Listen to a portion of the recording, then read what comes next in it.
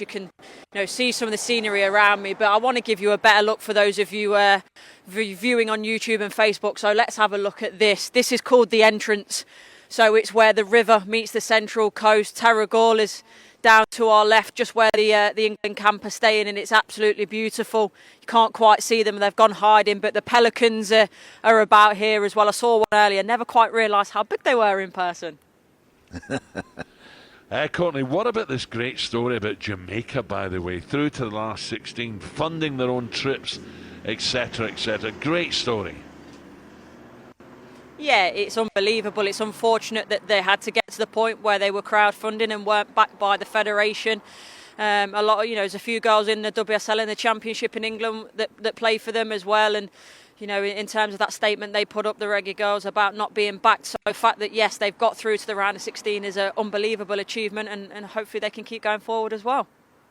Would you expect Nigeria to make it difficult for England, or are England too classy for them? Look, I think if England play the way that they did against China, I think any team will struggle, to be quite frank. So it's about England and if they can hit that performance. But equally, look, let's not discredit Nigeria in the fact that to get to the round of 16, you've got to work extremely hard and you've got to have something about you. So it's not going to be a pushover by any means. They're going to be very physical. They'll be very direct. So they will cause England problems. But as I said, if they can, even improve on that level of performance against China, then we're in for a treat.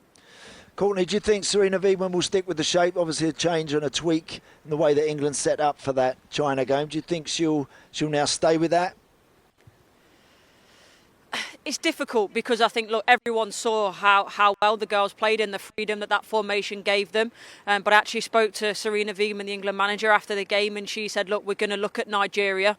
And, if there's something that means that they don't play that formation because of what Nigeria and their strength possess, then they'll probably go back to a 4. So I all think it depends on Nigeria and what Sarina Wiegman and the team see as their main threats.